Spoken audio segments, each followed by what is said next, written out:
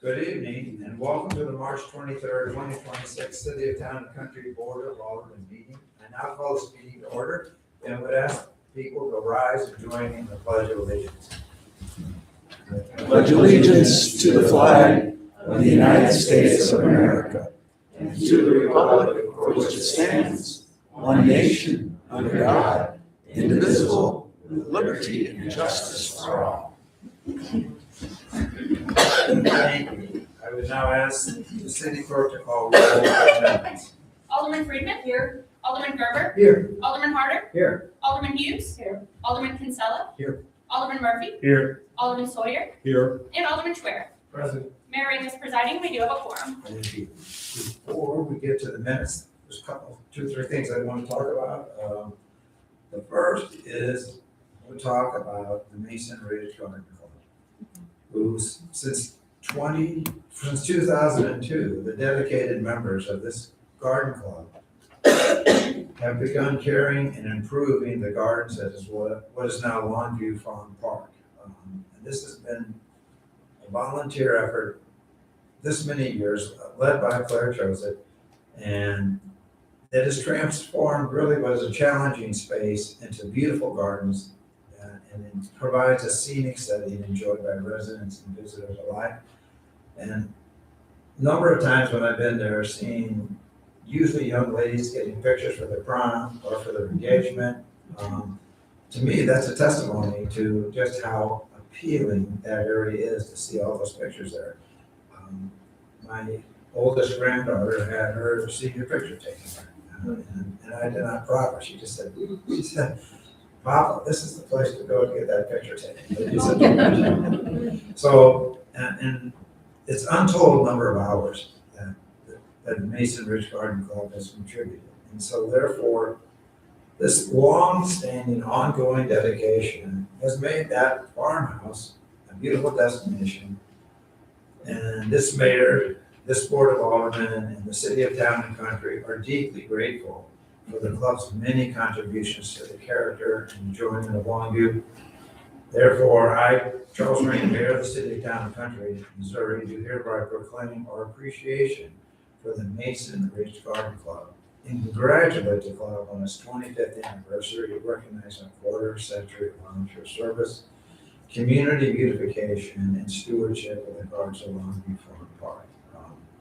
I know that our citizens commented to me all the time about what a jewel it is.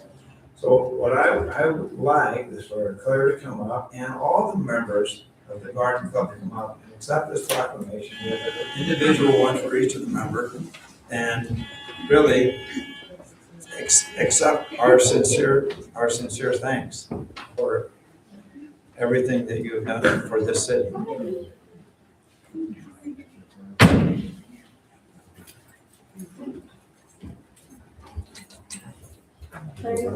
We were, I think last book is a proclamation. I think we should all give a rousing round of applause for sure.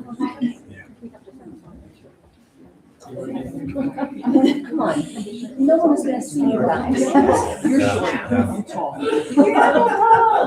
Without benefit of a microphone or affidavits and all that, just in my role and responsibility as chairman of the Parks and Trails Commission, I want to echo what the mayor has spoken about. And not only the residents of Town and Country appreciate all the work, but people driving through the city will consistently talk about the curb appeal of Longview Farm and the immediate attractiveness of just pulling by it. That's a testament to all of your talents, all your efforts, all these years. So thank you so much for your gardening expertise, your green thumbs, and your sense of aesthetic appeal. So thank you all. Thank you. Thank Thank you. you.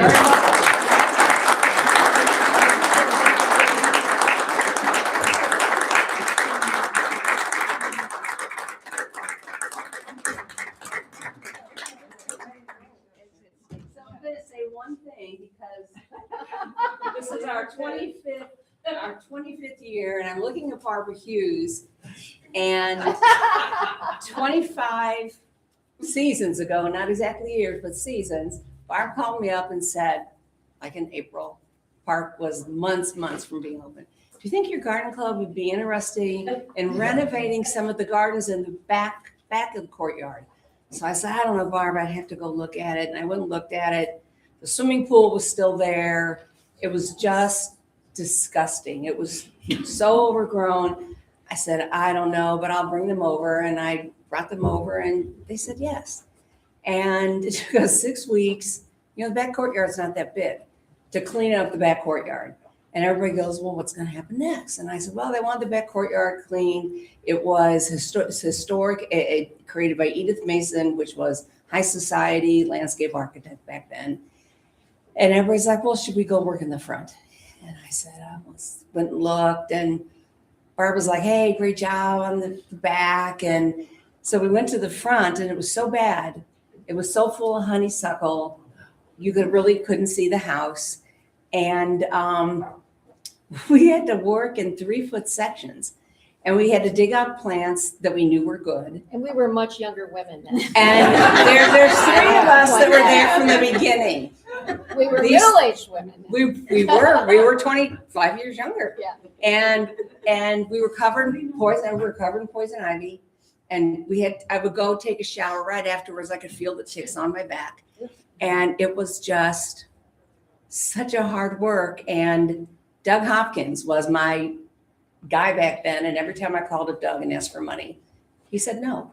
He said, no, we're not giving you money for that. And we got to know the people, the guys, the construction guys. And so Doug, I wanted turf in the front of the house. And Doug goes, no, we're doing seed. And I said, it's all going to wash away. It's going to rain. No, we're not. There's no money for it. Plus it would have to be totally redone. You need a guy with a bobcat. And I'm like, I've got a guy with a bobcat. So I asked him, I said, if I gave you a case of beer, would you regrade the whole front of the house? And he goes, yeah. And he did it. And I called up Doug and I'm like, hey, you need to come over to the park. And remember, you told me about that and I wanted turf. And you said, well, you need a bobcat guy. I said, it's done. And I hand the phone to the bobcat guy. He goes, Doug, you need to get her turf. And Doug came over and lo and behold, there was the turf. So anyway, Barbara Hughes, who is still here, is the one that got us No, thank you. all going. Can I come hug you? So, I mean, it's hard to believe that this is how it started. And the park wasn't open. We had months and months before the park opened. And it was the phone call from Barbara Hughes. And I thought you guys don't even have, it's so beautiful now. But you have no idea what I'm doing. It Oh, it's a was mess. horrible. It was a mess. But anyway, thank you all for this. Thank you all. We appreciate it.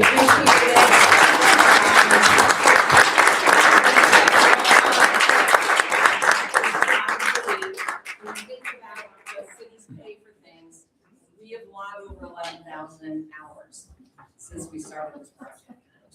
So when you look at it, think 11,000 hours is a lot of hours. And it is the best. You ask anyone here and everyone will say it is the best thing we ever did. It's the best thing. It's the best thing. Even when I have arguments, Dan and I might get into it. And it is still the best thing I've ever done. And I don't know how many city administrators, mayors, and public works guys that I've been through in all these years. It's been a lot. It's been a lot. Thank you all for this. We all really appreciate it. Thank Thank you. Mary. Thank you. Thank you very much.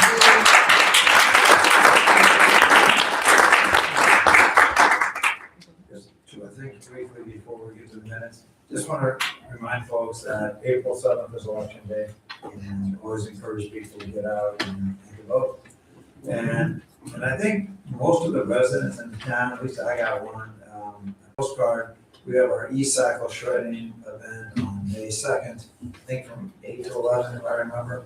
And don't come late because that truck fills up. That's right. So that's a wonderful situation. I just want to be sure that I pointed out. Now, let's go on to the minutes from the March 9th, 2026 meeting. Seek a motion and second to approve. So moved. Second. Any discussion or amendment? All in favor, say aye. Aye. It's carried unanimously. But as the city clerk, have we heard from any citizens who wish to speak? No, sir. Thank you. We did not have a public hearing. We have announced my intent to make the following appointments at the next meeting. For Police, Fire, and EMS Commission, Rachel Stark. For Parks and Trails Commission, Laura Reeves and Hagar Tamioka. And for Architectural Review Board, Danielle Salthouse. I now recognize the board's opportunity to provide reports. Alderman Arder. Okay, for the PFE Commission. On March 9th, we welcomed Officer Andrew Kaufman to our organization. Andrew comes to us with law enforcement experience in the West County area, and we are thrilled to have him on our team. Does that make us full staff again? Close. Okay. Then secondly, we recently launched our Spring Safety Series campaign on social media. This will be a once weekly post to educate our community on our laws related to the relationship between our cyclists, which aren't that many, scooter and e-bike riders, and the motoring public. We encourage everyone to follow us on social media and share this information. Then also, we were awarded the Blue Shield Grant through the state of Missouri again for 2026. And this is an amazing grant, and it's a great resource to offset capital expenditures. I think we used some of that for the radar thing we did last meeting. Not this one, but the previous. Typically, so that saves us money. They're currently researching the most effective means to allocate these funds. And then finally, April 21st is our next PFE Commission meeting, 4:30 in the community room. Everybody's invited, but I know no one will be there. Thank you. Alderman Sawyer. Thank you, Mr. Mayor. Just a reminder that this Wednesday, March 25th at 8:30 a.m. will be our next Ways and Means Commission meeting. The agenda will be discussing some policy issues and RFPs for benefits. It should be very exciting. Everyone, of course, is welcome to join us 8:30 in the community room. Thank you. Like all the commissions, though, I'm super impressed with the committee members of Ways and Means and how the diligence they take into their role. Alderman Murphy.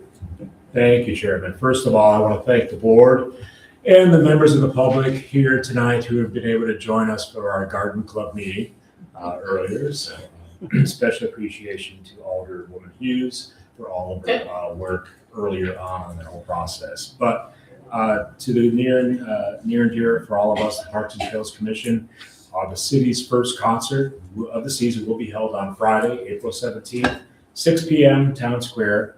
The band will be Hub and the Heavy Hearts. They're going to be headlining. They have a mix of St. Louis blues and Southern soul. We'll have food trucks, shuttle service. All those details are available on our website. And also the Parks and Trails Commission will be meeting next Monday, March 30th at 6:30 p.m. at Longview Farmhouse. the commission will be reviewing the pedestrian pathway plan as part of an ongoing effort to enhance connectivity across the community. Thank you. Thank you.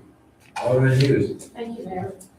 The next meeting of the Architecture Review Board will be held on Monday, April the 6th at 5:30 here at the Municipal Center. The following items will be reviewed: a new home at 13309 Buckland Hall, a new home at 12334 Wildlife Trail. And as always, all are welcome. Thank you. Thank you. Next, I believe we're due for facilities update, and I'm going to ask Mr. Shelton to kick that off. Yep, and before I do that, Mayor, I just wanted to let the board know regarding the April 7th election, you all may hear about the fire district sales tax, which will be on a ballot in much of West County and the St. Louis area. However, obviously, town and country residents will not have that on their ballot because we pay the fire district directly out of the general fund. So if any residents do ask, that's why it will not be on our ballot, and you should be receiving sample ballots in the mail. But isn't part of town and country in the district, even though they don't have to pay taxes? They're not voting members of not voting residents, since they don't pay into the fire district. They don't vote on the fire district, yeah. Now we'll do the facilities. We have something here. As the mayor said, I'm just going to kick it off and turn it over to some people. We have a full agenda, a full presentation, a lot of information tonight. And David Bradley's going to start us off with our new maintenance annex. And then we're going to turn it over after David to Katie Abel, who's also with Navigate, to walk through City Hall, police renovation, fire station, and also with us is our chief architect on the project with Arch Images, Roy Mangan. Before I call David up, I do want to recognize a few people, and this has taken a tremendous amount of work, as you all can imagine, from most of the staff here. But working on the public works, maintenance, citywide maintenance annex, Todd Ray, Tim Randick, and Tom Thousand. They're not going to present tonight, but I just wanted to recognize that they put a lot of work into this to get us this far. So a few of the things we're going to go through tonight is the maintenance annex, new construction, and also David will talk a little bit about some renovations to the existing salt facility, City Hall and Police, which are going to be Katie and Roy, Fire Station will be Katie and Roy. Then we're going to go through the design development, some obstacles, financial update, schedule update, city financing, which will be Joanne, and then we'll go on to next step, schedule, questions. So, David, it's all you. I'll get out of the way. There's your. Thank you, Ron. Hi, David Bradley with Navigate Building Solutions. We were hired to help facilitate the procuring and facilitate the design. As Bob mentioned, Roy Mangan's here with the architect firm. So this is a three-pronged project. As Bob just mentioned, we've got the new maintenance annex, the police department, and then the fire station. So first up is the new maintenance annex. We have the construction documents 95% complete. We're doing what we call a constructability review right now. We have a meeting later this week to go over those comments. And once we have those, we will be able to, we're targeting in April 7th to put it out on the street for bid, contractor bids. So we're pretty far along on the maintenance annex. If you're familiar with the existing salt facility out off of 141 on Salt Mill Road, this building will be directly behind that. So it's actually on a road. So it's behind, just south of the existing facility. And then there'll also be, beyond that, will also be the a storage canopy, also a metal building canopy. Part of this, what we want to do, you still access it from the same side, come along the west side to the drive to get behind the existing building. We're going to widen that road to give the vehicles room to maneuver and back into the building. And one of the key things about the storage canopy is there is quite a bit of storage in the existing salt facility. As we all know, salt deteriorates metals and corrodes. And so a lot of what we want to do is move those materials, that equipment out of that building into a protection under the storage canopy. Quick question on that, I'm just certainly not my area of expertise, but man, I would think in terms of manual work, eliminating the need to load those salt spreaders manually, if I was the one who had to do it manually, I would think this is a godsend, frankly. He's not asking. But no, you're absolutely right. Yeah. They will be suspended from the canopy, so they'll be able to pull under Right, and put it right onto the vehicles. okay, great, thank you. You got it. So the look of the existing self-facility building, we're not changing. We're going to do some renovations inside, but the look will carry across to the new building. 7-8 foot high will be that red brick, and then we'll have a metal siding that matches the existing building. So it should complement one another. When you get into the building, you do have the office bay. So we will have the project manager, Tim Miranda, maintenance foreman, Tom Thousand, and the two offices here. Shared break room where also a meeting room, doubles as a meeting room, restroom facility, mechanical room. Then we've got 3 bays for maintenance and storage. If you're familiar with how the basement in the city hall is used now, that's kind of what that area will be used for as well. We've got a shop area, which will also have a mezzanine level for storage and whatnot. So you'll see the ladder climbing up there, also an exterior access. The last bay is a wash bay, so we'll be able to pull the vehicles in with hot water, power wash. Those vehicles and other departments will also be able to access the space as well. So it'll be a shared use. So the intention is to bring, not only move 2 personnel into this new building that vacates space in the city hall for renovations with the police department in the basement. Also, and Katie will hit on this later, there's right now public goes behind the secure door down this corridor. We're going to remediate that. We're going to put a transaction window on the public side so public no longer has to go back into the secure area. And again, they'll show you that on the floor plan here in a minute. David, I have a question, Please. if you don't mind. In the wash bay there, is there a plan within the drainage to treat what comes off the trucks?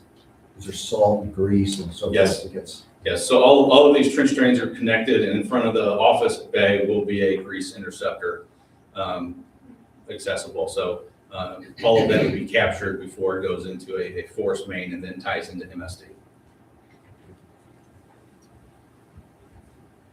And again, this offers a centralized location for all maintenance, whereas right now it's not. So the existing salt facility, you can see it's just open now. So this corner, we're going to frame in, and it's going to become a meeting room for the various contractor drivers, et cetera. So during storm events, winter events, they have a place to gather and meet. We're going to take the existing office and make it a little bit more of a break room so they can, again, prepare their meals, et cetera, and a separate restroom there. There's also discussions that this can double as a potential for the police department substation. They'll have access to this facility as well. That'd be a great idea. So budget, you can see the original, or the concept budget, but I want to focus on the design development estimate. Those are some of the numbers we're focusing on now. So like I said, we're close to putting it out to bid for contract bids. So we'll be able to verify all these numbers. Right now, construction, we're looking at 2.6 million fixtures, furnishings, equipment, technology. We are carrying $152,000 contingency for the what ifs, for the unknowns. So the target budget was 3.7 million, and right now our estimate was just under 3.5 million. So we're tracking very well with just a couple weeks to go. What are the biggest contributions to that lessening of the budget? And diving in, I mean, I can see the numbers, but what do you really, as you get into the microscopic level? Just focusing in on some of the design assumptions and just finalizing the design. About 30%, 33% of the cost is actually site work. So again, expanding that road and giving that access. At concept to design development, we were able to go out for soil borings, so we knew what we were working with. We've got very good soil, we think, under the road. So some of those risks have been lessened, so we were able to reduce some of those assumptions. I would say that's a big part of it. So as I said, we're at 95% now. We're putting comments together, quality assurance, quality controls comments. We are meeting on Thursday to go through those comments, and then we'll spend a couple weeks updating the drawings. And by April 7th, I'm hoping to be ready to put this out to bid with a just over 3 week bid period. Bids come in April 30th. We're allowing for 2 readings at the board meetings with a hope to contract to mobilize in June of this year. Looking at 11 to 12 month construction duration. We are going to let the bidding contractors provide a schedule so that they're held accountable to their own dates. But we think it's going to be in that overall 11 to 12 month duration. With the construction, will the current facility have downtime, not available time, or because of the way it's done? It will not. I mean, we'll have certain days where we might have to tie over the water, the utilities, et cetera, but we are maintaining the access. We are focusing on, we want to complete that conference room and the salt storage building renovations first, while we're doing all the shop drawings and procurement we have to do for the new building. What that does is give an option for the project manager and the maintenance foreman to move into that facility, which vacates their spaces in the city hall, which could allow that work here to begin. So we do want to prioritize the salt facility.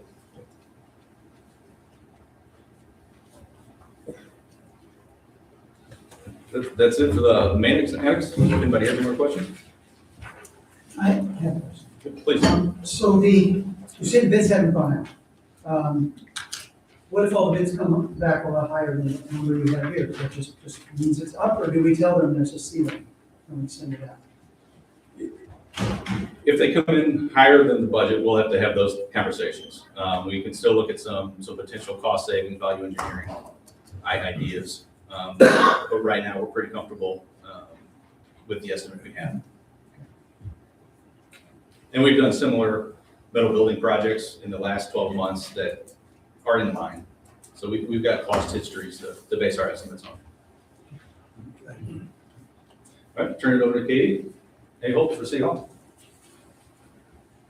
Right, thank you. My name is Katie Holt, also with Navigate Building Solutions. So I will be giving you the update on the City Hall and Police Department project, as well as the fire station. So I wanted to recap the last update that was given to you all in regards to this project. It was back at the end of October of last year. At that point in time, the schematic design was completed, as well as our initial estimate based on that design. Schematic design is usually about 30%, correct, Roy? Of the project's design effort, so still very early on in the overall design timeline. If you'll recall, the scope of work had been revised from building additions onto this building to a basement fit out. And really that was due to conflicts that we uncovered with the site survey, showing setback requirements. There's some water and fiber optic easements that are in the way, and also some existing utilities. So hard to see on here, but this was the slide we had presented at that update. All the squiggly lines represent those things that were kind of tracking in the same areas that we were looking to expand this building. So with that, the schematic design then kind of reallocated the space in the basement. Like we said, the maintenance annex will get the public works and project management staff out of this facility, freeing up some of those spaces. At the October meeting as well, we did present that the project was tracking on budget, so it was right around the $5.1 million mark. But we want to highlight tonight that it took about $1.65 million in scope reductions at that point in time to still maintain the budget. We did that various ways. It was really refining the footprint, evaluation of systems, and kind of deferring scope that we couldn't accommodate at the time. So since October, we have been working through the design development phase of the project. This kicked off in November, shortly after that meeting. Probably the biggest component of this stage has been the development of the mechanical, electrical, plumbing, and fire protection systems. So at schematic design, these are really just narrative formats that give the intent of the system modifications, but they don't get into the detail of how those systems fit in the space, the distribution occurs, and all of that. So a lot of the design effort in this stage has been around the systems itself. Also since October, we've completed some additional code analysis.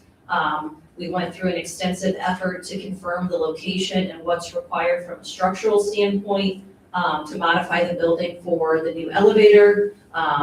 Minor, more small details with interior finishes, door hardware, millwork design, all of those reviews have been completed. Arc Images and team presented a design development package to us at the end of January that we then used to redo or update our estimate. Kind of simultaneous to that, there's been a lot of due diligence activities. We know this building has a lot of aged infrastructure and things that we needed to kind of get to the bottom to understand how we can fix it or upgrade it with this design effort. Some of those things being the underground plumbing lines in the basement. So we had a company come in and camera and inspect those lines. They were actually blocked, so we had to get those jetted clear and re-inspected. We're aware that there's some locker room cracking, potential settlement downstairs in the basement that we've been investigating. You know, is the water leaking part of that issue?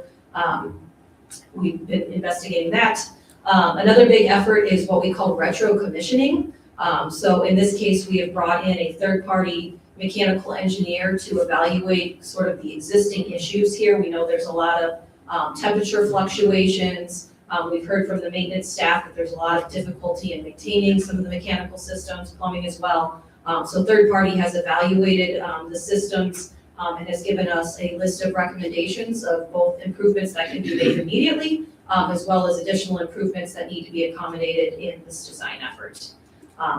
Again, in addition to that, we reviewed the existing fire alarm system, the fire protection systems, and really have determined what's able to be reused versus what needs to be supplemented in regards to what the current building codes require. And then lastly, noting that we have studied the need for an electrical service upgrade to the building.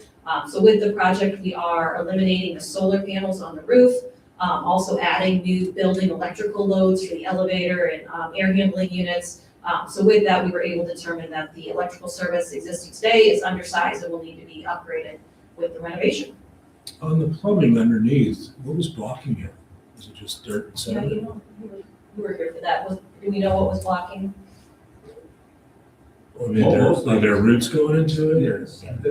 Yeah, it's just build up sediment, sludge, things washing down, but for the most part, the pipes were in aged condition. It's cast iron, so it's showing deterioration. I have a question.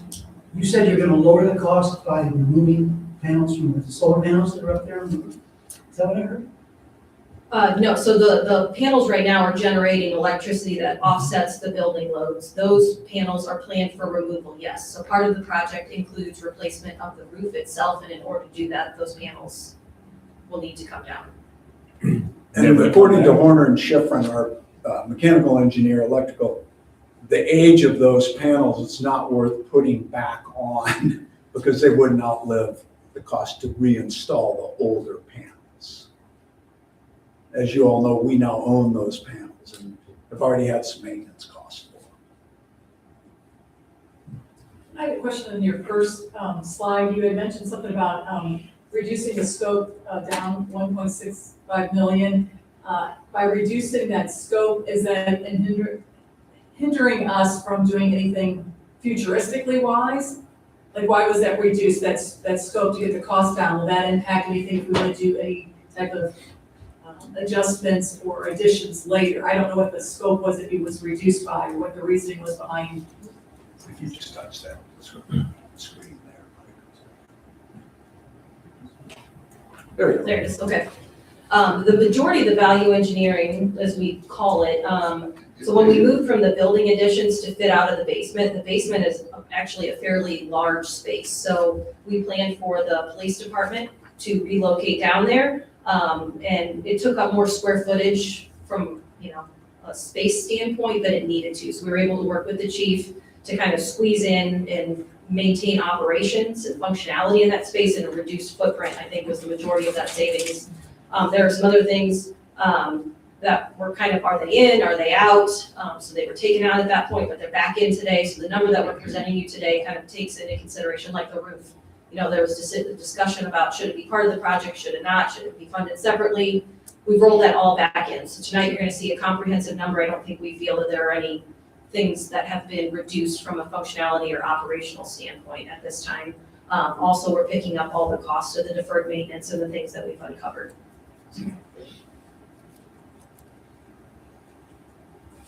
Okay, so next I'm gonna invite Roy to come up and speak a little more detailed about the plans. Thank you. Again, Roy Mangan with Arc Images. I was here at the last meeting, kind of gave you a quick overview of the plans. Today we refined them a bit to where we can give you a little bit more detail on what we've got shown. In the lower level is the basement plan that you're looking at here today. As Katie said, the Public Works facility moved out, and now we are able to put the police area in this center location where the open garage was located. Starting along that back wall, we have a single entry door for the sally port itself that is contained in that area. Directly off the sally port, we come into the police cell area. We're able to come into the staging where the booking occurs, and then they can then take them from the staging area after the booking has occurred into each of the two cells. There is a shower component, toilet component for needs, and then some storage area here on the bottom part. In the center is the booking area with the countertop facing the staging area to allow the policemen to do the booking process with the support that they need. Right behind that area is what we call a hard interview room. If some of the detectives or somebody needs to talk to the detainee, they have a place to do that in a secure environment. The other areas that we are looking at renovations to are the locker rooms in this back area here, along with adding some lockers to the female locker room facility, creating an ADA component because the existing restrooms do not have the facilities to create an ADA locker room. So we are allowing the city then to meet that need by creating that separate restroom. Off to the side, we have an unsecured area for the report writing, and then a locker system for the police evidence, and then the evidence is then brought through to a secured evidence storage area in the center of the facility. The remaining areas surrounding this area are getting minor work done to this. We are leaving as much as we can in place with the mechanical systems and the ductwork and stuff, and utilizing those with our new systems. We are cordoning off a couple of areas for storage facilities to create better control of that area. A quick comment, just I think it's fascinating, even in this age of everything is on computers. It's a fair amount of room, that entire space, that's for document storage. I think that's, just a comment that is just somewhat fascinating that not everything is in the cloud or, stored electronically. And we still, that's a pretty big amount of space. And believe me, I get that we need to. I'm not arguing that, but it's just, it's impressive that we need that much space for it, but it's understandable. I get it. Mayor, for that, if I can just add for 1 second, because I just made eyes at Bob to ask. What we're doing there too is combining the police record storage with my record storage over here on the city side. So we're gonna get a secure area that only certain people will be able to go in. It'll house litigation files, police files, criminal justice stuff, personnel things. And then the huge document storage area is what exists today for courts, me, public works, planning. And unfortunately, we will always be pushing paper. We have to retain so many originals, and the vault is only so big. So this gets us some growth as well for both things. And then a quick question to the chief, because cases sometimes get messed up and chain of custody falls apart. the way this is set up for chain of custody, you're happy with everything, Chief? Oh, absolutely, absolutely. This is probably the best thing going right now. This is gonna be much better than what we're currently working with. Thank you. And I should feel like that report writing room must be one of the officers' least favorite. Go ahead. The footprint itself, is that being altered, just the perimeter and all that? No, the building itself, no. We have eliminated, due to the items that Katie had mentioned earlier, the additions to the building. We ran into some physical obstacles, and we were able to then design the building within the existing envelope of the building itself today. One of the things I forgot to mention, which is probably one of the most critical items, is in here up on the upper portion of the center is our new elevator location. We have an elevator there with a elevator equipment room in the back. With us architects and our structural engineers, we kind of combed the building, so to speak, to find the best structurally safe place to put that elevator location.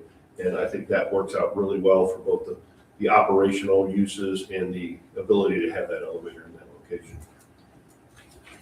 So moving up to the upper level, again, here we are focused on, I'll start in the back where that elevator comes up to this corridor here, just behind this wall. So we are reworking that, reworking a couple of offices back here. In the police department area, we've got our excuse me, our conference room and roll call room and our watch commanders. As we work our way down, we've got the mayor's office, IT, Bianca's and server room, and then the police administration location in the center of this area here. We've got a couple of workstations and a couple of areas, work copy area in that location. The corridor then is perimetered by some additional offices for the chief and his crew. And then we've got a break area in the center location of that. Off to the other side, we are looking at putting a report writing area in. The lower area was for more of the evidence storage and evidence processing. This will be more of the report writing facility. As we look at what used to be the existing Sally port, we are converting that into a storage component because we are adding a mechanical unit to the outside that is allowing us to do the renovations and do the work downstairs. We needed a shaft to be able to put in here. And then we've got the duty bags and the other support space for the police located in that area. It worked out really well for them on that. Mr. Mangan, the elevator is a big investment. Do you know roughly how much that investment is? They are tracking 100. Yeah. Is that on your sheet? I didn't want to misquote, but.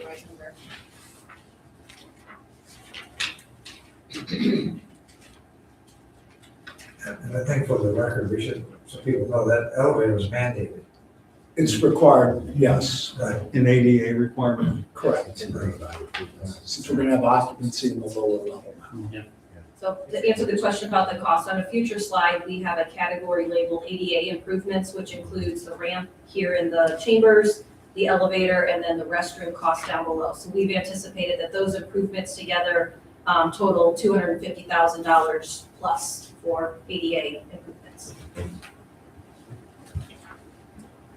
And last but not least, we are reworking the front entrance vestibule to allow us to bring the public within this area. We did include a secondary door to the side and the metal detector off to the side of that area to allow better functionality and better operations of people going in and out of that vestibule.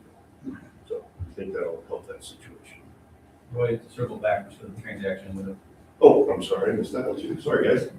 We did add a transaction window here. What was happening before is the public would have to come into the back area to do some interactions with staff. We are bringing that function to this area here, creating a transaction window. It's very similar to the ones we've got down lower area to allow for that to happen without the public be getting back behind, we call it secure area.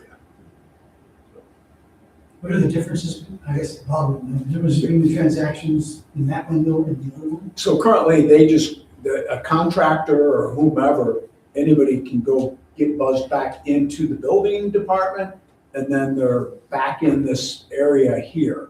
Now, the door will be secured and not go back and forth with the public. And there will be a window, just like we have for the court, you just move on down, and so all of your transactions are happening right there in that hallway. So for contractors, mainly that's. Correct. They'll drop them off. People are dropping off plans and that type of stuff. Correct. Building permits. Picking up, paying for permits and stuff. Okay. Any Rangers? Right, so when Bob kicked off the agenda, he mentioned we had to talk about a few obstacles and opportunities here this evening.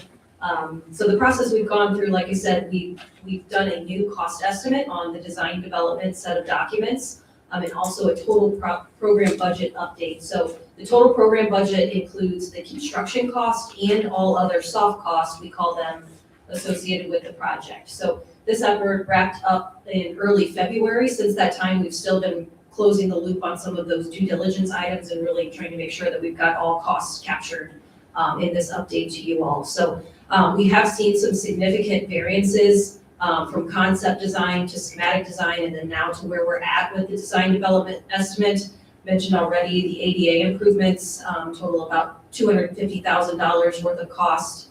We have determined a lot of infrastructure upgrades from the due diligence, like we mentioned, some of these being the boiler replacement, and also some additional mechanical repairs that have been identified as a result of the retro commissioning activities.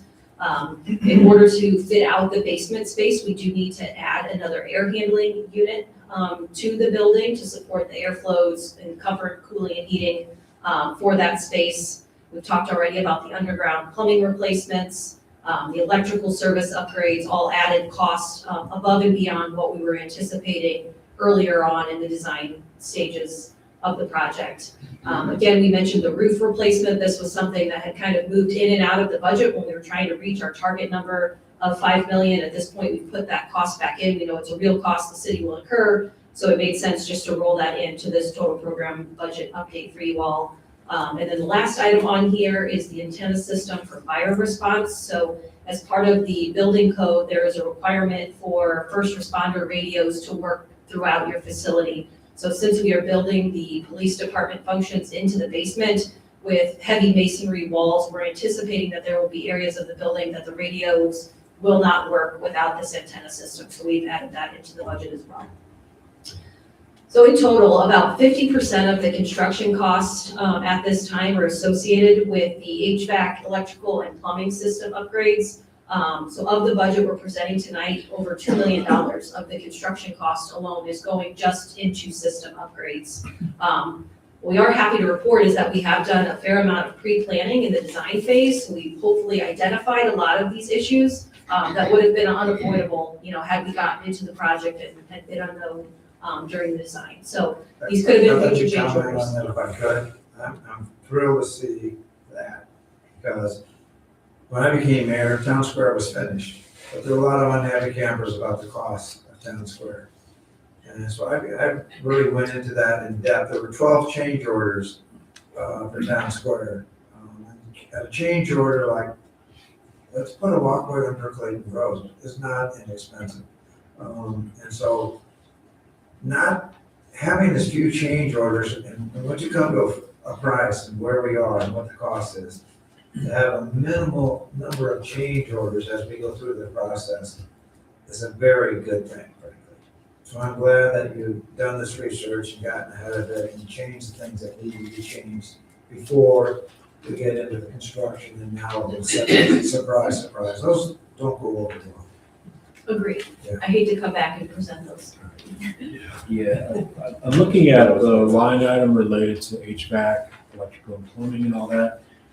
Were you guys able to define, quantify the waste that we have as a result of our current systems and the potential impact on just operational expenses for us moving forward? Are you talking about from like a utility cost standpoint? No, we really haven't gotten into that level of detail. We did mention that we know we are increasing the electrical service size. I think it's going from 600 to 800. It's not a big increase. We are adding the air handling unit and the elevator, which will have electrical costs, but a lot of the new equipment is more energy efficient. So We haven't done a thorough analysis of that, but yes, I think there is the anticipation that the loads are increasing due to the additional occupancy of the building. Yeah, I hope so.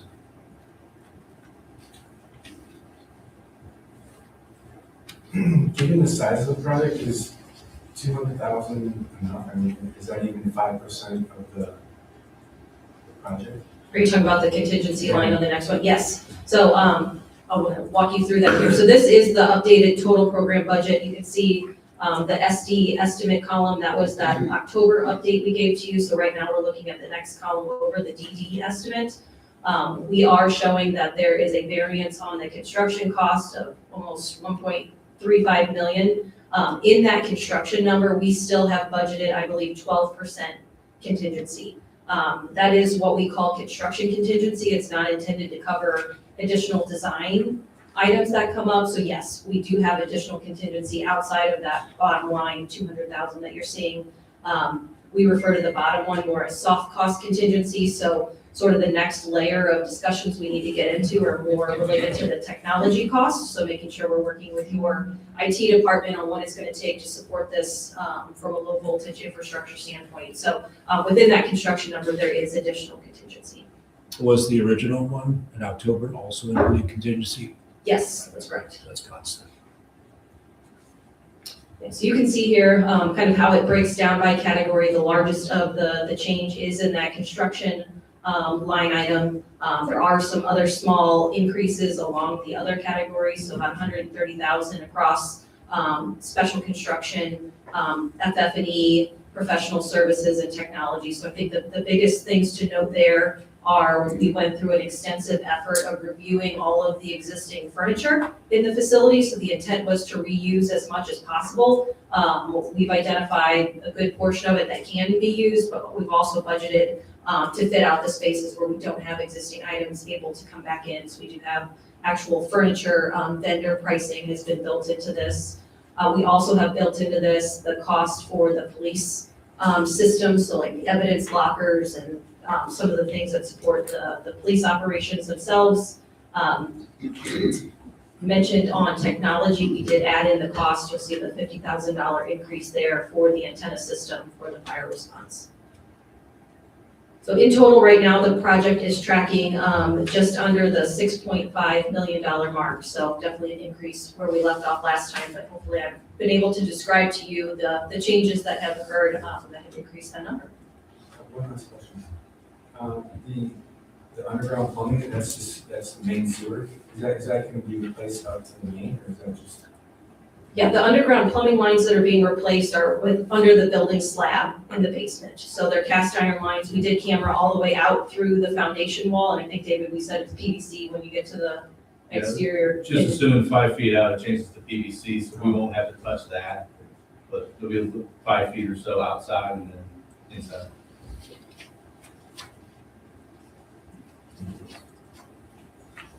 Okay, so this slide here then speaks to kind of the next steps and where we're headed with the schedule. So after this evening, we are anticipating that we will be heading into construction documents. So this will be the final set of drawings and specifications developed that will be used for bidding. We're also developing a plan to move forward with the retro commissioning improvements. So I mentioned there's a handful of things that are intended to be resolved with the building control system kind of ahead of the project. And then any of those items that are required for change out or required construction will be rolled into the design itself. Also coming up, we will finalize the project sequencing. So we've had a lot of discussions about how it will be phased, how we intend to work through the building. So now that we've kind of finalized the scope, we'll be able to come to an agreement on how the construction phasing will be accomplished.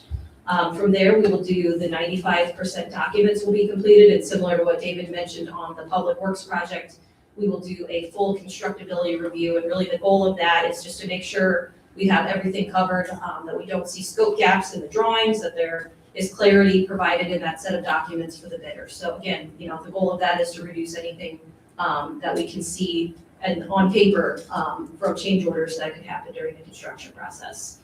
From there, we'll finalize the documents and move into permitting, which is anticipated to be completed this summer. So in terms of bidding and contracts, We are targeting August to have this out for general contractor bidding. Just kind of walking through the timeline. We'll then receive bids in September, bring those back to you for approval in November is our target. And then construction mobilization, we're anticipating will be early next year, early in 2027. Again, about a 12 to 14 month construction duration to get things wrapped up. So most of the work will potentially be completed by the end of 2027 with some of those items and sort of the last end of the phasing completing in early 2028. Quick question, do you anticipate a fair number of contractors entering into this bidding? Yes, so one of the things Navigate does ahead of bidding is call the list of contractors that we know are capable of completing projects of this size and complexity. So if they know it's coming, they kind of pull time in their bid schedule. We generate interest. We do find too that a lot of times the contractors like working with us because they know the process and the expectations. So yes, we will begin sort of making those calls and letting those contractors know that the project is coming. Our goal is to get 5 to 7 bids on every project. This one may be a little tricky to get that just because it is a complex renovation, but yes, absolutely. Thank you. Question? You probably said this, but I understood that on the one page, it says that the variances are 1.05 million, and on the other page, it's 1.476. Yeah, so the goal of this list here was to just kind of hit the big ticket items. We didn't go into variances on every line item. So with this list, we were able to account for $1,025,000 of the total variance. So we didn't account for every, flooring change or, cabinetry change. That was just kind of those big ticket items that we were able to total up to get to the bulk of the variance. Last question. Do we pay ourselves for permitting? How does that work? And I know electric and plumbing goes to the county, but. Yeah, no, we would not pay ourselves. We would continue to pay the staff who does the permit and review. But to pull the permit, there's no fee.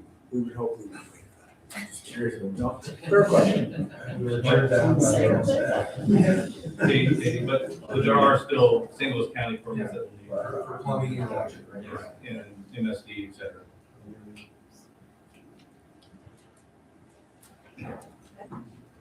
Move on to the fire station. If there are any other questions. Okay, so again, kind of recapping, at the end of October, a schematic design update was given to you all again, along with the cost estimate. The scope of work for the fire station is really heavily focused on, again, the mechanical, electrical, and plumbing systems, and building insulation improvements. So the primary goal is thermal comfort improvements for the fire staff in that facility. Again, we had initiated some initial design investigations at that point, and they had triggered the same thing. We needed to do some retro commissioning of the mechanical systems prior to advancing design to really understand, why was it so hot at the ceiling, or why are they having issues with airflow in some of their spaces. So those efforts have all been completed at the fire station as well. So again, at schematic design, we worked through some more minor scope reductions than we did here at this building, and the budget was tracking just over that $2 million mark, which was our threshold for the project. So again, this slide just kind of shows what the scope of that project is intended to be. So there are some select improvements to windows and doors, some exterior maintenance improvements, again, heavy focus on the thermal insulation in the sleeping quarters, new apparatus bay doors, HVAC improvements, and then anything else kind of beyond that, toilet room finish upgrades that we're able to accommodate within that budget. And again, the budget for that is about where you thought it would be. Correct, yes. Right. Yeah, we've definitely kind of slowed our pace on the design of the fire station. So since the schematic design, we had to really dig into the retro commissioning report that had been issued. So this came out in early December. What the report identified is that there are several mechanical system issues that are related to the controls. So not necessarily equipment issues, but the way the signals are sent, the things that are being monitored, how they respond under any sort of given condition. So for the last couple of months, we've been working with the building automation control system vendor. So this is a vendor that's managed by the fire district itself to try to bring resolution to a lot of these issues. It's very technical. So I probably don't speak to them very well. And with that report as well, there were several building envelope issues that were noted. So again, we knew thermal comfort was a big problem for the occupants. So you can see in the photos, this is a heat map. You can see the dark areas are cold. The orange areas are hot. So just things like the building structure is transmitting, heat and cool through the space. This photo here is an example of the bunk room. So the ceiling, air of the ceiling is coming out at like 115 degrees and it's too hot to settle down. So all the warm air is at the top, the cold air is at the bottom. Therefore, as they're sleeping, they're cold. So it's a mixing issue. So again, it's going back to the controls and the way that the equipment is being signaled to operate. So those are the things we're working through right now. The vendor is implementing a lot of these recommendations. We're trying to close the loop on a few things that are outstanding, and then we're going to send the retro commissioning agent back to check those things and make sure that the adjustments he recommended have made the improvements that were anticipated. So we really need to wrap this effort up before we can proceed with design. That way we understand, are there any adjustments that need to be made to the original thinking around the mechanical system before we just replace equipment or things that may not need to be done for those improvements. Katie, I got a quick question for you, if you don't mind. Are you thinking about the newer speedy garage doors? Yes, Because that obviously has a big impact on HVAC. correct, yes. Yeah, thank you. All right, so in terms of next steps and schedule here, we're kind of marking April as the timeline to get some rectification of those building control issues. Some of this stuff has been difficult too because it's seasonal. So in the summer, they may have hot issues. In the winter, it's cold. So we have been able to kind of work through several seasons now to see how the building operates under those various outdoor conditions.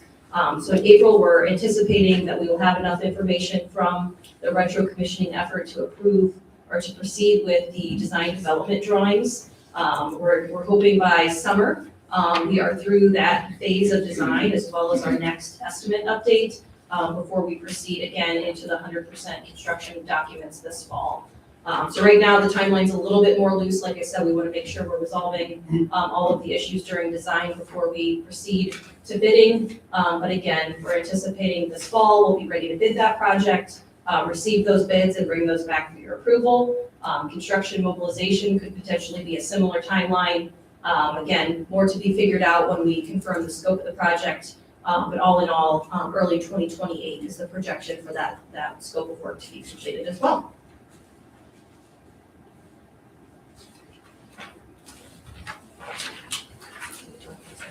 Why don't we, if you don't mind, we'll go to Joanne, if you want to keep swiping and set her up. There we go. And then we'll bring Katie back up just to finish up on this. It'll tie into what you Joanne's going to tell us how we're going to pay for it. For those of you who attended our board retreat in July of 2025, you'll recall that we first introduced to you these 3 facilities upgrades with the proposed financing. Since that time, we are continuing to provide financing updates using the same format with the same projection philosophy. These projections have remained conservative for all of the 4 funds that are part of this presentation tonight. More specifically, revenues are calculated with 2% increases year over year from 2027 and forward from that point, and expenditures are calculated with 5% increases year over year from 2027 and onward. There are exceptions to this, and I will show you those later.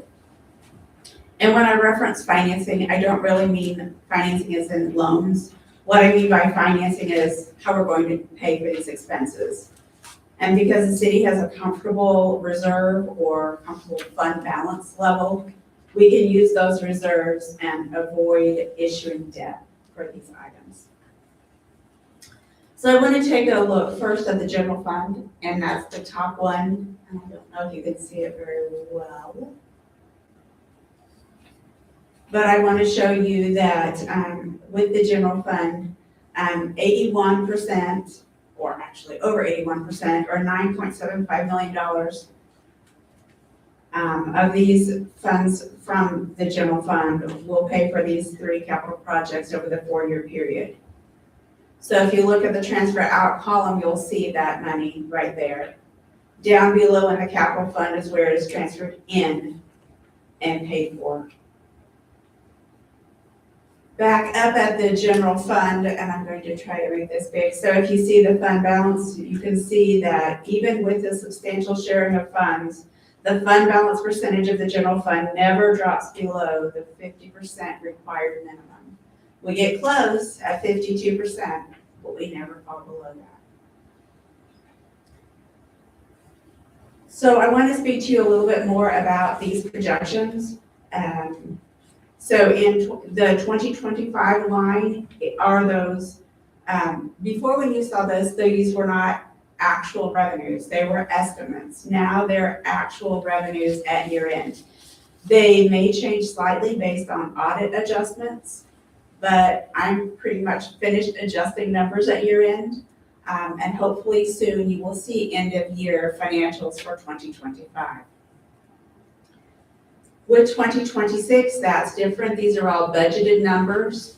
However, they're not the budget general that you approved, that you adopted at the end of December 2025. They're actually amended budget. And what that means is you have some items in here that were encumbered in 2025. So we were holding money aside for those projects. They weren't finished at the end of 2025, so we had to roll them over into 2026. Well, what that means then is we're holding this encumbered amount. Well, we have to have a budget to tie it to, to match it up against. So then the monies from 2025 that were budgeted for those moved to 2026. And so that's why your numbers change in 2026. That's generally the reason for the changes in 2026, but there is an exception to that too, which I'll point out here shortly. Let me just. There are some times where we, when I was mentioning the 2% increase in the revenues and the 5% increase in expenditures, if we have grants on the revenue side, I'm not going to increase then the next year by that 2% increase because that just doesn't make sense. I pull out that grant piece and then just do the normal increase from the prior year's revenue to the new year. And I do that on the expenditure side too. So if we have a large grant that we're going to be expending money in some fiscal year, I'm not going to say, oh, we're going to expend that same amount in the next year. I'll pull that out, do the increase just to that other portion, and then put that amount still back into that total amount. So you'll see as you look through these annual expenses, for example, right here in the Parks and Stormwater Fund in 2026, you see this $4.6 million. I'll explain what that is in a minute, but basically it's some carryovers of projects from 2025, but all of a sudden it looks like, oh wow, we have all these expenditures, how are we gonna pay for them? Well, they were planned for, and we can pay for them, but with capital expenditures, it's not like the general fund where there's generally an increase of 2% or 3% from year over year. But with capital funds like the Parks and Stormwater Fund, the Capital Fund, the Road Fund, sometimes you have smaller capital projects in one year. Other times you have much larger capital projects that you have to budget and plan for. And so then your fund balance is going to be reduced at end of year. So, Joanne, if you don't mind, yes. can you remind me again, what was the effect of the grocery tax cancellation, if that were to happen? Was that 2 million? 2 million. Okay, yeah, thank you. That's pretty devastating. Yeah, I'll say. Exactly. So then the 2%, 52% wouldn't be enough, correct? For our. We would be in trouble if we don't have grocery tax. That's hugely important to us. It's our understanding the legislation is not going anywhere this year, and any of those bills that have been proposed were phased. So they wouldn't immediately say, local government, you no longer get $2 million in sales tax revenue. They would gradually phase those out if that got approved. So Bob, you're thinking that by the time we hit that 52% number, it probably wouldn't have pushed us under? If you're talking about if that grocery Yeah, if the sales grocery tax, tax, for example, would have been. right, should phase it, yeah, and give cities the opportunity to have other sources of revenue that cut expenses. Yeah, I see what you mean. Still, it's close. Can I have a quick question? Yes. I'm a very simple person, and so I'm gonna give a simplistic kind of question. Basically, in recent years, we have had expenses of roughly $1 million more than our income before the property tax. Yes. And with the property tax, which nets us around $2 million a year. So it covers the $1 million deficit plus another $1 million. So the way I'm simply thinking about it is that it's not exactly how we're funded, but it basically will take 12 years of the property tax to fund the 12 million that this project costs. That's not, our projection is not, I don't believe it should take that long to pay it off. Basically, because of the way we're spending down some of the reserves that have been built up. Right. I get it, so. Yeah. In the capital and in the general fund, really is what it is. So on the general fund, 26 fund balance, 92%. Could we cut into that more? Concern would be then that takes you down below the 52% the next year, right? If you start spending that money, then your fund balance didn't carry over and you're down below 50% in the following year. And we don't have the invoices yet in 26. How about in 28? You got 70%, and you've already passed that period of time. So at 28, we're already finished then. And let me show you, in just a minute, I'm going to show you the next slide that goes through 2030 so you can see where we are at 2030, if you don't mind, please.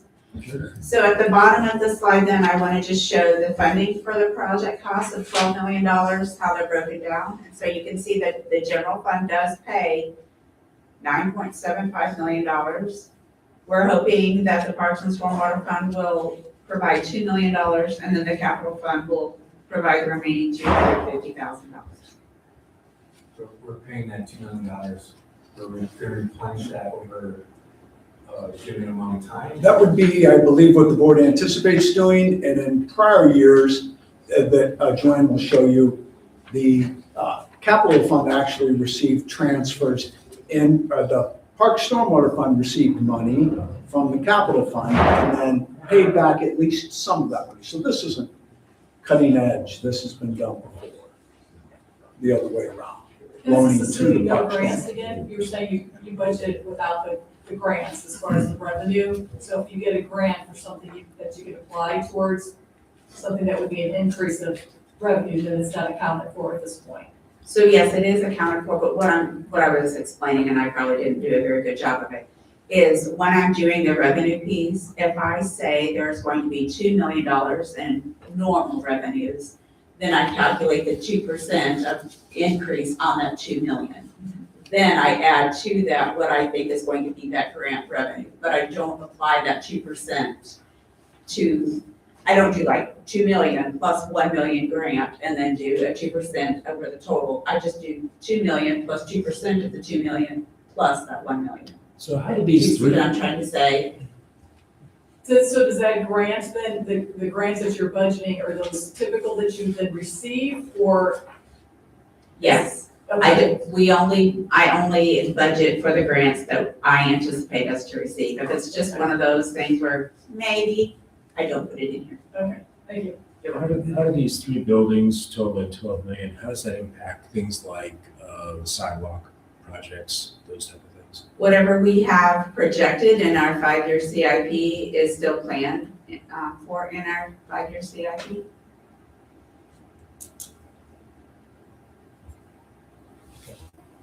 So then on the second slide here are the projections through 2030, and so you'll see then the general fund again, and by the time we get to 2028, you had seen that it was a 70% fund balance, percentage, and it fluctuates, but it's very close to that in 2029 and 2030 then. Parks and Stormwater Fund has some flip-flops back and forth, but then by 2030, it's all the way up to 92%. Now, as I mentioned before, you'll see where there are certain large fluctuations in those expenditure numbers. And for the 4.6 million, it shows, I just lost my spot. It has various things, including topping 2A. Would you like to explain? You're doing great. Okay, topping 2A, and these are on the left-hand side of the screen at the bottom. The Longview parking lot resurface, which was originally budgeted in the 2025 budget and is rebudgeted in 2026. Preservation, playground construction, counts for tunnel repairs, replacement of an F-350 truck with snowplow and salt spreader, North Mason Road sidewalk concept, and South Woods Mill Road sidewalk concept. So on the Parks and Stormwater Fund, I don't see it transferred back in, so $2 million out to contribute to the buildings. And I think historically we have transferred back in, or It wouldn't be the how do same we do year that? though. Yeah, How just is that? to clarify, Yeah. a lot of the transfers, and it's on the next slide, that the board annually approves to transfer out of the capital into the road fund, which has exceeded 9 million, right? Doesn't ever get repaid. And if we had not been transferring money out of the capital fund into the road fund to fix streets and sidewalks and things, you'd have had the money to do all these facilities. However, we do anticipate that the board's going to want to allocate some money out of the general fund back to Park Stormwater at some point. We're allowing the board that flexibility to determine how much and when you do that as your cash flow.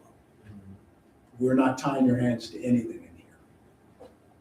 And that's exactly what they did before when they took money out of capital and put it into Park Stormwater. They said, okay, now we have enough in the capital, or in the stormwater, to pay back some of the capital. Excuse me, what is the funding source for the capital fund? Is it just sales tax? The same way? Yes, the capital fund, yes.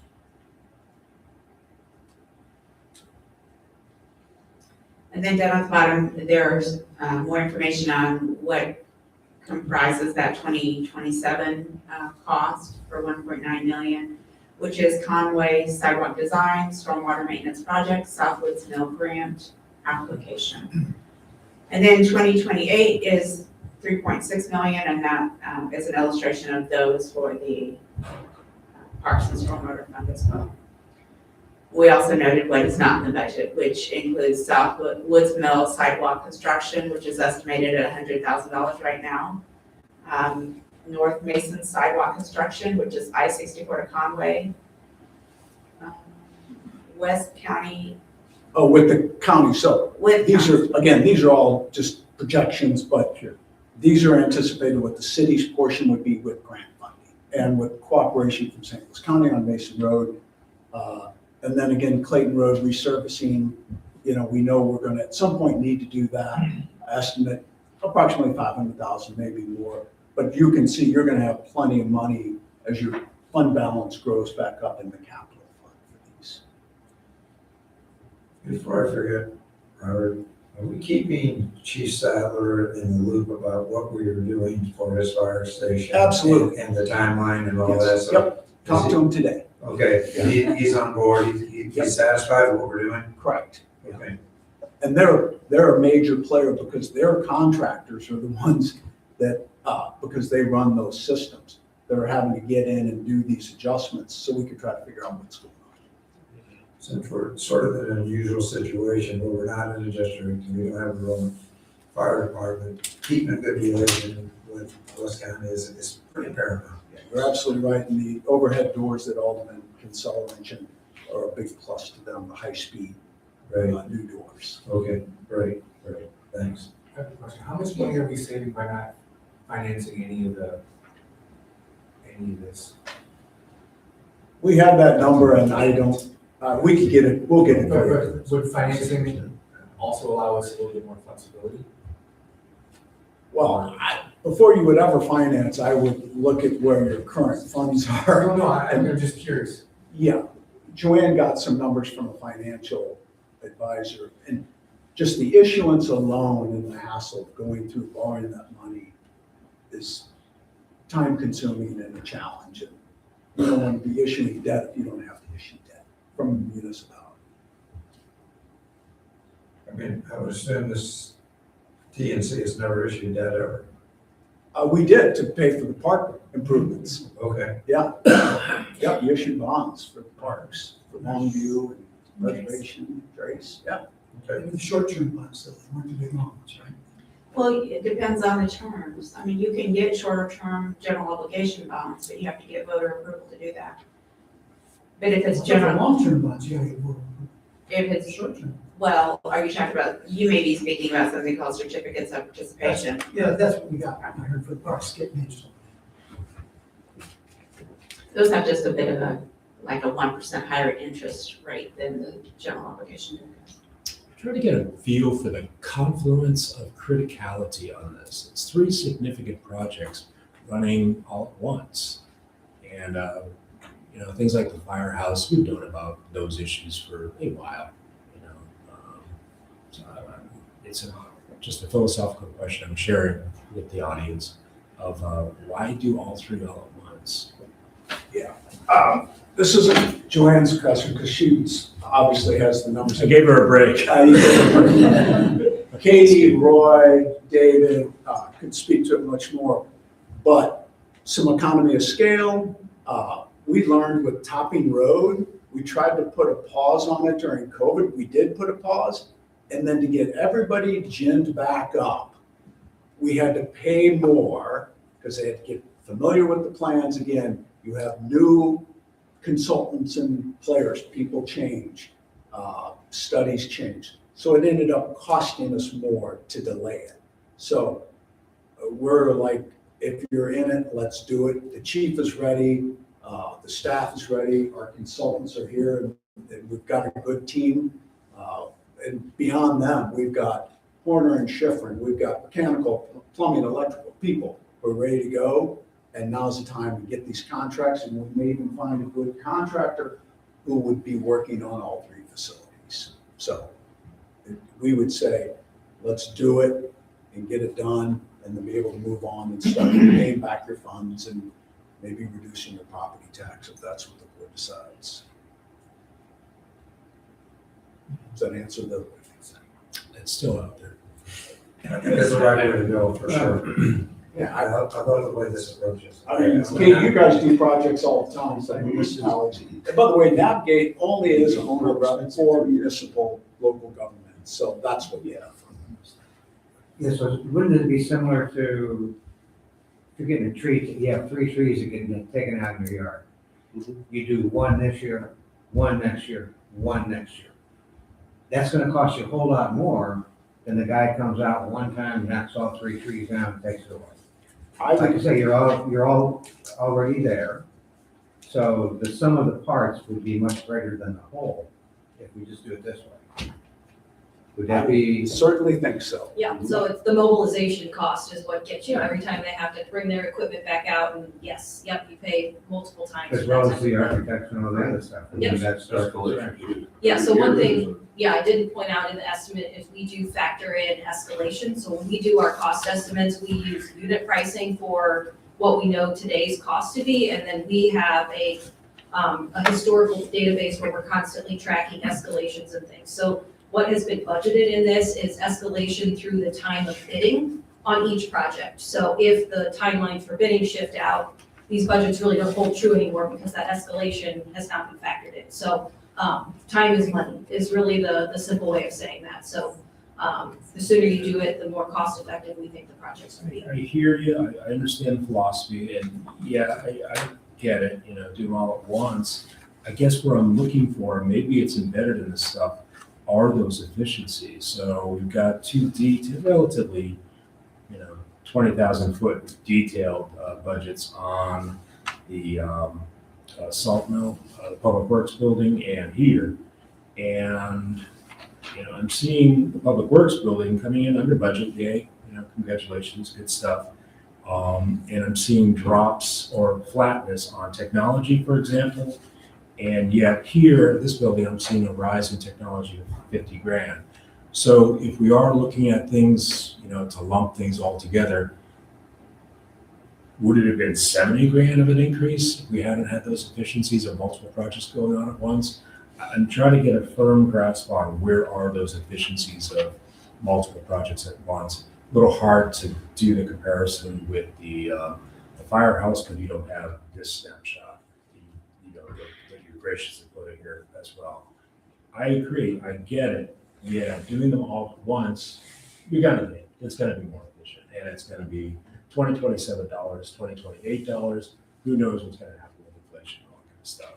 But I'm trying to get a feel for the efficiencies that you get from that, from the economy of doing multiples.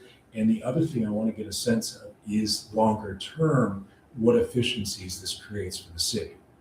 Be it as my earlier comment on the HVAC stuff or the energy costs, those type of things.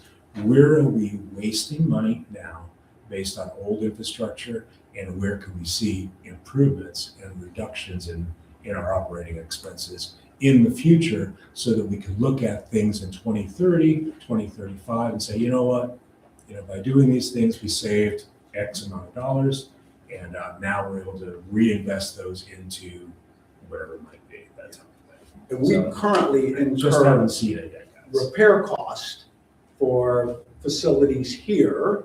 We had to tear out some of the plumbing in the basement. We have to maintain, and at the firehouse, because we agree in our renewal with the fire district, we pay over $5,000. We start splitting the cost. We incurred money last year to maintain and just keep this equipment running that we would continue to have to pay if we don't replace it. So Tom pays those bills and sends them out. He arranges for the contractors all the time, so he knows what that is. If you don't mind, let me add this too. Alderman Murphy, I think one of the concerns I would have is that you're almost commissioning a study of the inefficiencies of two 40-year-old buildings. And I don't know that I'd want to spend a bunch of time and effort measuring how much loss we have in these old structures. I think a good example is the plumbing discovery downstairs. That was not something that Katie and her team would have said up front. I could tell you what that inefficiency is. It wasn't until they stuck a camera down there that they recognized that that's where a big inefficiency was, and it could have become a more emergent plumbing problem that we would have had to spend a tremendous amount of money repairing. Fortunately, it was caught before there was a breakage. It could have been worse. I don't think it's a big study. Like, let's look at the plumbing thing. I don't know, do we have episodes where we had backups, in the last year or so? Can we look at like the water usage? They're all shaking their That's it. heads. Yeah. So how much was all that? That is just one example of plumbing. Yeah. I've spent some time with Chief Stadler too, and he argued, this building is inefficient, I'd like to tear it down, I want to move out, I want to go somewhere else, this is a terrible structure, my team is not comfortable, they can't sleep at night. So even 2 years ago, when I met with him and was talking about it, he was saying that this place needs a lot of work for me and my team to be efficient. And so I'd be careful that we're not, running backwards, trying to figure out how bad was it. We recognize that they're old. I'm not advocating a full efficiency study per se. I just think that we should be able to have the numbers, relatively at hand in terms of how many plumbing projects that we got into that, that we shouldn't have run into. I see nodding heads here. Those type of things, just so we can say, okay, here's a snapshot, of we're wasting X $100,000 on this stuff, proving the point that we need to move forward. And then when you get into the new systems, they'll have efficiency scores, and you can apply that to, kilowatt usage, megawatt usage, whatever we're going to do, and kind of anticipate what we're going to be benefiting. So I don't think it has to be a real, full I on think study. cautious though. I hear you. What we're asking for. I think one of the things too is the list of ADA requirements is something that's important. Sure. And you're not going to find a number that is associated with the inefficiency of not having those in place. So. And I think one of the things you have to look at is the public's perception of what we do up here. Right now, we're a third of the way through 2026, roughly a quarter maybe through 2026. At the latest, this will be done by early 2028, which is we'll be here before you know it. And for to be able to say in early 2028, all of the projects are done, completed. The salt mill, the firehouse here, police, all of it is done, as opposed to stringing out one project after another, year after year, and then you may not know this, but sometimes people get critical of public service. And their idea is that, hey, how inefficient are you guys? You know, I'd love to be able to say that, hey, by January 15th, 2028, we are done. This entire $12 million project is on time, done, and we were very efficient about it. I think how we're perceived by the public isn't always a pretty picture, frankly. And anytime that we can run something on budget, on time, and I'd rather know that we have some budget overruns, because I thought initially this whole project would be about 10 million, so it's at 12 million. We know it up front, and I think there is something to be a little sensitive to public perception of whether or not you're running a city that's competent or incompetent. Because there's a general tendency for people to think you're incompetent. I mean, the ones who email us or email me, that is for sure. So I actually love the timeline. I love the fact that all of these projects are done by early 2028, assuming we don't have a tsunami or something, you know what I'm saying? Assuming the weather is reasonable. I super appreciate the update, and I think it's very critical as we go forward, assuming this is approved, that we get timely updates on how we're doing, timeline, timeframes. I mean, the worst thing that could happen is that we have significant cost overruns. The second worst thing is significant time overruns. Time overruns, people can live a little more. But the cost overruns, all of a sudden, well, with 16 million and we're sorry, but we got a bump the property tax. Won't go over too well. As it shouldn't. As it shouldn't. So I appreciate this update for sure. I certainly want to make sure we have timely updates to know that we are on track and that we are going to finish on time and on budget, for sure. And again, you all see in those schedules where we'll be keeping you busy in the next few months with contracts and bringing for you, and we would have updates at all those times. All right. So, thank you, Roy. Thank you. And again, the entire staff has been absolutely fantastic. Joanne doing the financial numbers, Ashley and the chief meeting ad nauseum with these guys, trying to make adjustments and make it work. So I appreciate and Tim and Tom, everybody's work. I doubt there's a city, municipality in this county, there's a better city staff than we do. I agree. I absolutely agree. That for sure. Honestly, one of the great pleasures of being mayor is getting to know the city staff and the men and women of our police force. Absolutely. Thank you for the reports. You all are welcome to stay, but you don't have to. Unless they're building us. Right. Well, let's go on to unfinished business. Bill number 26-08, sponsored by Aldermen Friedman and Gerber. Without objection, with the city clerk read this bill for the second time.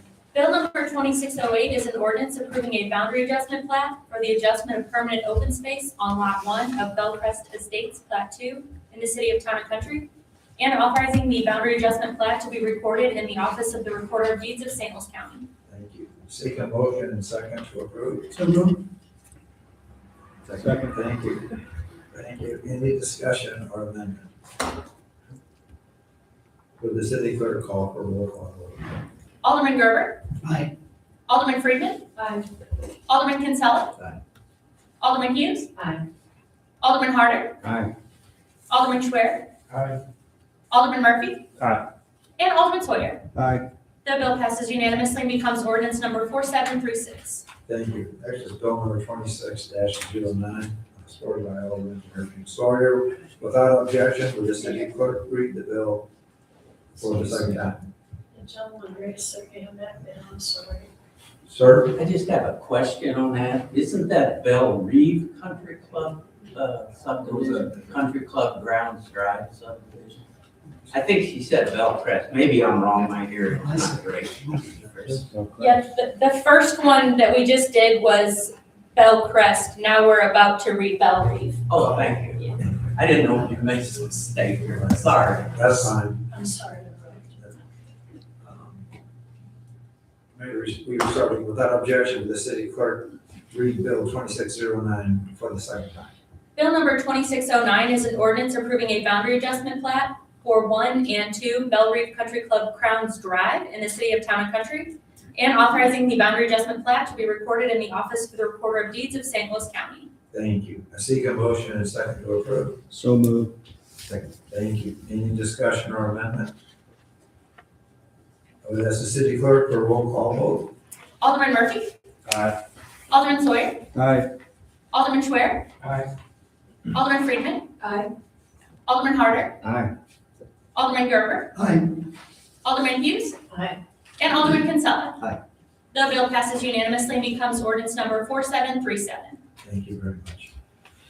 Next bill number 26-10, sponsored by the board as a whole. Without objection, will the city clerk read this bill for the second time? Bill number 2610 is an ordinance exempting the city of Town and Country from the provisions of section 311.2026 RSMO relating to the hours of operation of liquor licensees during the 2026 World Cup. Thank you. Seek a motion and a second to approve. So moved. Second. Any discussion or amendment?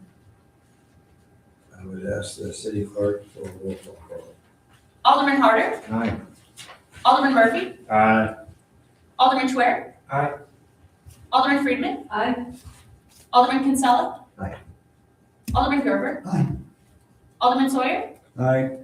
And Alderman Hughes. Aye. The bill passes unanimously and becomes ordinance number 4738. Thank you very much. Next is bill number 26-11, please sponsored by Alderman Sawyer. Without objection, would the city clerk read bill number 26-05 for the second time? Bill number 2611 is an ordinance amending the 2025 budget by transferring appropriations amongst expenditure accounts in the general fund, road fund, capital improvement fund, and parks and stormwater fund, appropriating funds to cover increases for the opioid remediation fund, federal equitable sharing fund, and public art fund expenditure accounts, and to provide for a transfer of funds from the parks and stormwater fund to the capital improvement fund. Seek a motion and second to approve. So moved. Second. And before I go on to any discussion, I was wondering if our CFO would like to make a few comments. So I thought it might be helpful if I explain what this is about. Thank you. So section 1 of this basically gives me permission from you so that I can go to the budget accounts and adjust those. So we're allowed to go over budget in line items as long as it's not over budget in the whole category. And so in some situations in the personnel category, we're over budget in total. So I'm asking if you'll help me and let me adjust these. So what happens is it's basically a wash, because in some accounts, I'm actually asking to increase the budget for those particular line items. And then in others, I'm asking to have that reduced in the budget. So we're not asking to adjust the fund balance. We're not taking money from the reserves. We're just switching back and forth from line item to line item on the budget. That is what section 1 is all about, and that's for the 4 main funds. So the general fund, the road fund, the capital fund, and the parks and stormwater fund. Section 2, 3, and 4 are different because that's where total expenditures in these funds exceeded the budgeted allocations. And so in those situations, I need to ask you to let me take it actually from the fund's fund balance in order to get it. So then the budgeted amount is equal to the amount of the expenditure that's incurred. And then finally, section 5 is the request for that fund transfer, and that's where we've had a lot of conversations about it. This one, you'll recall, was in the fiscal year 2026 in the column for estimate of 2025, but it actually was not budgeted in 2025. And the reason it wasn't budgeted in 2025 was because the facilities projects hadn't gotten to that point yet, so there was no budget allocation requested in the budget. But now I'm asking for it at this point so that I can get the funds to be transferred appropriately and I can get the 2025 numbers finished so that the auditors can begin the audit. Question? I think Alderman Murphy is a little heavy. Go ahead. Just quick, thank you, Chairman. And just to reiterate the point that was talked about earlier is that a future board meeting could include discussion of replenishing those monies back into the stormwater fund. Correct. At a future date. Just want to make sure that was clear. Thank you. And also, just so you know, I put in the budget document on the line items, we have this particular detail about when the money was transferred, what it was transferred, et cetera, et cetera. So we have those details. Got it. Yeah, Alderman Murphy. And can you explain how, I'm looking in section 5, and it seems that for the parks and stormwater and the capital improvement, both of them are increased by $1 million. Yes, because one is a revenue account, one's an expense account. So, so in order for that to work out, they both have to be increases. Okay. And I know that's confusing, because in other situations, they were just expense accounts. Right. So that's why I netted them against each other, and there are some positives and some negatives. That's a good question. And necessary clerk for a roll call. Alderman Sawyer. Aye. Alderman Kinsella. Aye. Alderman Harder. Aye.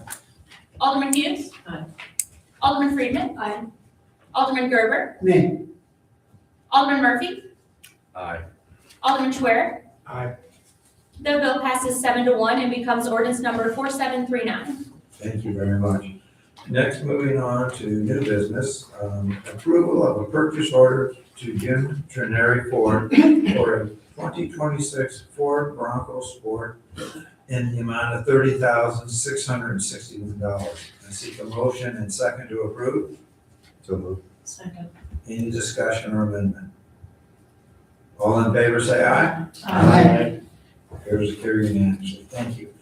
Next is resolution number R03-2026. Resolution of the Board of Aldermen approving the placement of a cell on wheels tower by AT&T at the Belle Reve Country Club between July 15, 2026 and August 31st, 2026. Seek a motion and second to approve. So moved. Second. Any discussion or amendment? Just a curiosity, Mayor, this cell on wheels is going to be put on the Hunter Engineering property, or is it on Belle Reve's property? It's on Belle Reve's. Okay. All in favor, say aye. Aye. Just a quick little anecdote about that cell on wheels. They also are called computers on wheels, which are on these things on these platforms that would be in patients' rooms. And they were called cows. And it didn't sit well with some patients, so we don't use that term in the hospital anymore. All right. Bill number 26-12, perhaps Alderman Murphy would support this one. Without objection, will the city clerk read the bill for the first time? Bill number 2612 is an ordinance authorizing a supplemental agreement with SWT Design for additional services associated with the Preservation Park Pickleball and Bike Playground Project, construction documents and construction administration, and amending the 2026 budget by increasing a Parks and Stormwater Fund expenditure account and appropriating funds to cover the increase. Thank you. This bill, number 2612, was continued to the meeting on Monday, April 13, 2026, with a second reading and consideration. Next is another purchase order. Approval of a purchase order to Olathe Ford for a 2026 Chevrolet Tahoe Police in the amount of $66,289.21. I seek a motion and second to approve. So moved. Second. Any discussion or amendment? Mayor, I have a question. Certainly. Chief, could you answer this, but you've got the 2017 Tahoe that's got 109,000 miles on it. That's the one you're gonna keep. And then you've got a 2019 Durango, a 2-year younger vehicle with 100,000 miles, and that's the one you're gonna get rid of. So the 19 The is, younger one. I hope that wasn't a typo, the 19 is a Charger, so it's a car. Yeah. The resale value isn't as well on those. It also isn't exactly the type of vehicle we wanted it to be when we purchased it. It just didn't come with as many things as we had been accustomed to getting from at the time Kansas Highway Patrol. And most importantly, they become somewhat of a maintenance issue. There's certain parts that are very difficult to get, most recently a fuel door, that we almost had to take the vehicle out of commission. We finally found it, I think, at like a secondhand parts place. So, and in relation also, the Tahoe that we are keeping has recently had a transmission replaced, some major air conditioning work done. So essentially, it's in better shape, even though the age and miles wouldn't maybe outright reflect that. I see what you mean. Yeah, thank you. You're right. I misread that. It is a Charger on the mount. Yep. I see what you mean. All in favor, say aye. Aye. Carried unanimously. I do not have any other business. We'll open it up to the Aldermen. If they have anything they wish to discuss. Hearing none, I now seek a motion and second to close the meeting pursuant to section 610.021 and the revised statutes of Missouri to discuss legal actions, personnel, and attorney-client privilege communications. Any discussion? Can we get a first and second on that? Second. So moved. Thank you. I got you guys. That was enough discussion. I would ask the city clerk to roll call vote. Alderman Harder. Aye. Alderman Kinsella. Aye. Alderman Friedman. Aye. Alderman Gerber. Aye. Alderman Schwer. Aye. Alderman Sawyer. Aye. Alderman Hughes. Aye. And Alderman Murphy. Aye. It carries unanimously and the board will not return to open session. Thank you. I was just checking. Oh, okay.